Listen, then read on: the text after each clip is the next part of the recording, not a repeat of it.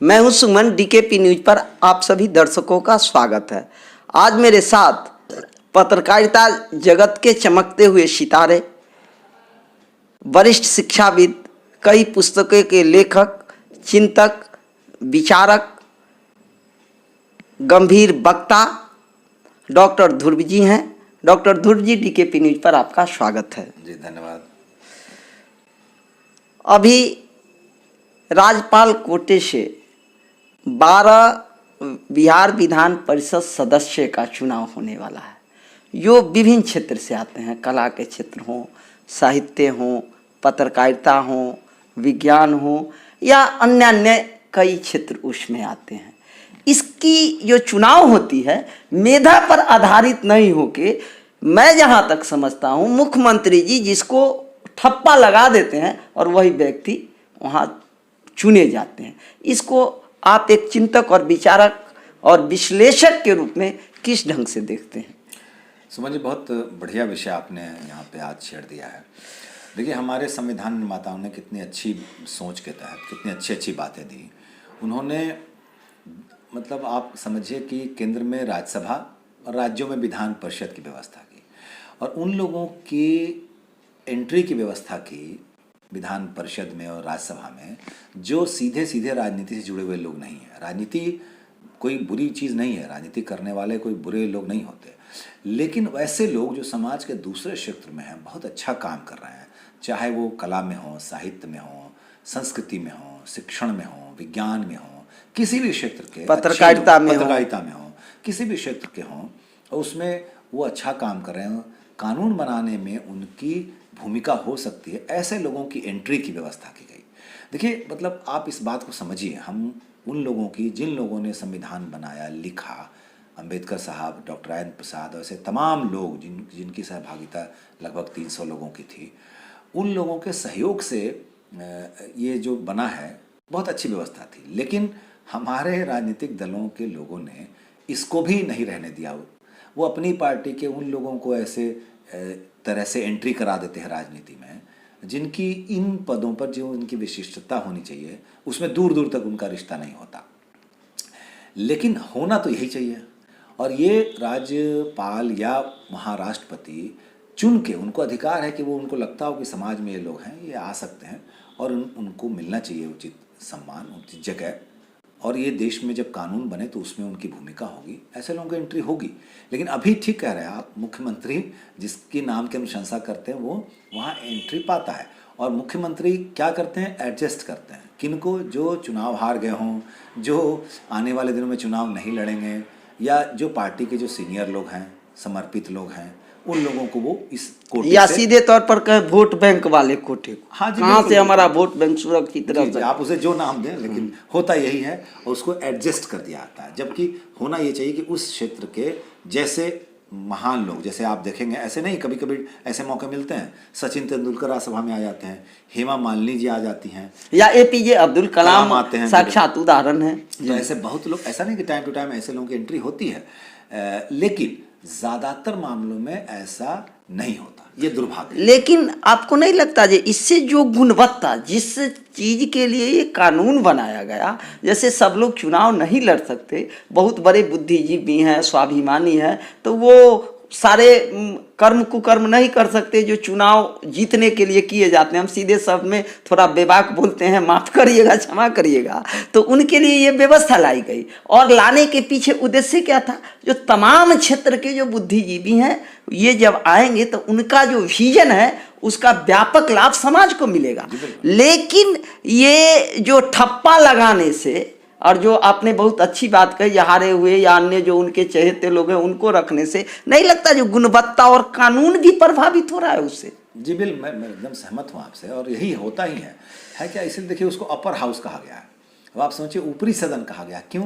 क्योंकि वो समाज के वो क्रीम लोग, जो भले राजनीति में उनका कोई अलग मुकाम ना हो, लेकिन समाज में, उस क्षेत्र में उनका एक अलग स्थान है, उनका एक अलग मुकाम है, वैसे लोगों को इनवाइट करके, उनको एक, आप कहें, इज्जत देने के लिए, उनको कानून बनाने में सहयोग लेने के लिए ये व्यवस्था की गई है, जिसका अनुपालन नहीं हो रहा, और इस पर चिंतन भी नहीं हो रहा। ये मुझे लगता है किसी भी अच्छे दिन के जो होने चाहिए संकेत वो नहीं है। और मैं चूंकि जिस क्षेत्र से आता हूँ उसी पर बात करना वाजिब समझूंगा। जैसे मैं पत्रकारिता क्षेत्र से आता हूँ, कुछ दिन पूर्व एक दो पत्रकारिता क्षेत्र से गए भी हैं, लेकिन अभी बहुत दिन से खाली है। तो क्या ये पत्रकारिता में गुणवान लोग शून्य हो गए हैं जो वहाँ तक नहीं पहुँच पा रहे हैं? नहीं, बिल्कुल नहीं, सुना नहीं होगा। देखिए, पत्रकारों की संख्या बढ़ रही है और माने आप कि विपक्ष का जो काम होना चाहिए वो नहीं होता, वो अखबार उसकी भूमिका में है। अखबार से हम उम्मीद भी करते हैं कि वो विपक्ष की तरह सरकार को, सत्ता को राह दिखाए, और ये काम बखूबी हो रहा है। ठीक है कि कई बार लोग उसको विरोधी मान लेते हैं अपना, कई बार लोग उनका समर्थन मान लेते हैं, लेकिन होता यही है। और अभी सरकार के जो विपक्ष की भूमिका में है वो कोई और नहीं है, वो मीडिया ही है। तो ऐसा नहीं कि मीडिया के जो शीर्ष पर लोग हैं वो इस बात को नहीं समझते हैं, लेकिन वो फिर भी रिस्क लेते हैं क्योंकि उनको लगता है कि सोसाइटी के लिए सही निर्णय है, करते हैं। तो ऐसे लोगों को अगर मैं फिर, आप ठीक कह रहे हैं, हरिवंश जी उनमें से एक हैं जो जिनको एक पार्टी नहीं, मतलब आप कह सकते हैं मुख्यमंत्री नीतीश कुमार जी ने उनको राज्यसभा भेजा, फिर वो आज राज्यसभा के उपसभापति हैं। तो कहने का अर्थ यह है कि ऐसा नहीं, अगर मौका, और बहुत बखूबी चला रहे हैं, उनको दूसरी बार एंट्री मिली है, तो ऐसे लोग हैं।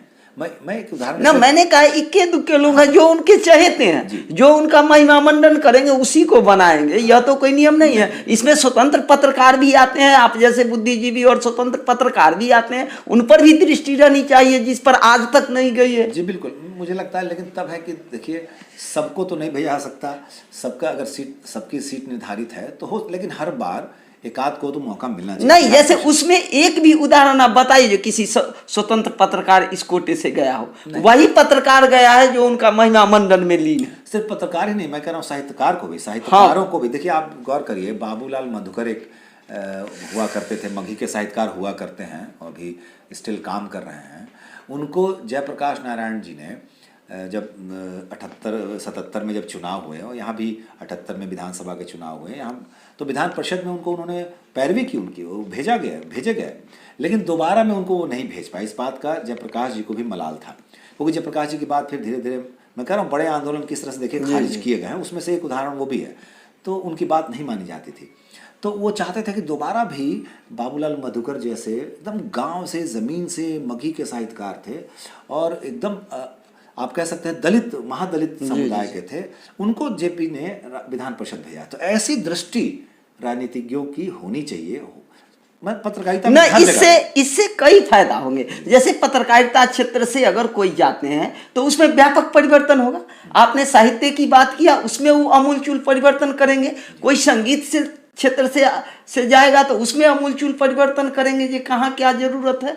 और जो बुद्धिजीवी हैं, मैं दूसरे को क्या कहूँ, आपको भी उस कैटेगरी में, ये मेरा पर्सनल मंतव्य हो सकता है, किसी को भाएगा किसी को न भाएगा, माने अच्छा लगेगा, लेकिन जब इतने बड़े इंटेलेक्चुअल, इतने बुद्धिजीवी और विभिन्न क्षेत्र में कार्यानुभव भी काफ़ी है, तो ऐसे लोगों का दृष्टि उन पर नहीं जाना, इसको आप किस रूप में देखते हैं?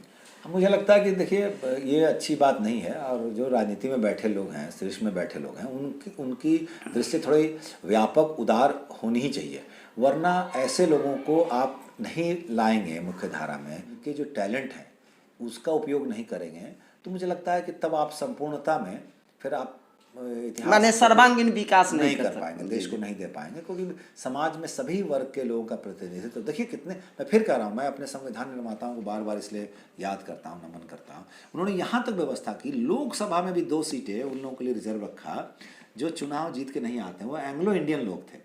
हालांकि अब वो व्यवस्था खत्म कर दी गई, लेकिन शुरू में था कि जो अंग्रेज यहाँ रह रहे हैं, तो अंग्रेज भी इस देश के, भले उन्होंने हमारे शासन हमें देश पे किया इतने लंबे समय तक, लेकिन उनको भी हमारे संविधान निर्माताओं ने कहा कि चुनाव लोकसभा के जीत के नहीं आ सकते, इसलिए नहीं आ सकते कि उनकी संख्या बल कम है, तो हो सकता है उनको वोट ना मिले, लेकिन लोकसभा में उनकी सीट रिजर्व की गई कि राष्ट्रपति को अधिकार दिया कि आप उनको चुन के, जो उस समाज के प्रतिनिधि हैं, उनको एक को आप लोकसभा में बिठाइए। देखिए कितनी अच्छी दूर की सोच है। हमारे पूर्वज इतना बढ़िया सोचते थे, लेकिन आज की तारीख में आप कह सकते हैं कि हमारे जो देश के जो नेता हैं, उनकी ऐसी दृष्टि होनी चाहिए, ये हम उम्मीद कर सकते हैं। तो अभी जो बिहार विधान परिषद का जो 12 सीट पर मनोनयन होना है, तो सरकार से आप क्या अपेक्षा रखते हैं? हम सरकार से उम्मीद करते हैं कि जो जिस इस तरह के जो कला, साहित्य, संस्कृति, विज्ञान, शिक्षा, पत्रकारिता, तमाम जो चिकित्सा, जो तमाम ऐसे विषय, इनके प्रतिनिधि को इन 12 सीटों पे आने चाहिए। ऐसे लोगों के, अच्छे लोगों को चुनकर आप देखिए, कोई ज़रूरी नहीं है कि आप नज़र दौड़ाएंगे, डालेंगे तो नहीं मिलेंगे लोग। हर क्षेत्र में अच्छे लोग हैं, काम करने वाले लोग हैं, उनको आप उचित स्थान दें, बजाय इसके कि आप अपनी पार्टी के लोगों को एडजस्ट करें। मुझे लगता है ये इतनी ईमानदारी हम उम्मीद कर सकते हैं कि इस बार ऐसा होगा। डॉक्टर ध्रुव जी, बहुत अच्छी सुझाव आपने सरकार को दी है। हम आशा करते हैं बिहार सरकार से भी, यहाँ के गवर्नर से भी, बिहार के मुखिया नीतीश जी से भी दूरदर्शी सोच के ये लोग हैं, और निश्चय ही आपकी बात, हमारी बात वहाँ तक पहुँचेगी, वो सुन भी रहे होंगे और इस पर ये उत्तम विचार पर अमल करेंगे, अपनी दूरदृष्टि कायम रखेंगे। तो आप DKP न्यूज़ पर आए, इसके लिए आपको हम हृदय से धन्यवाद।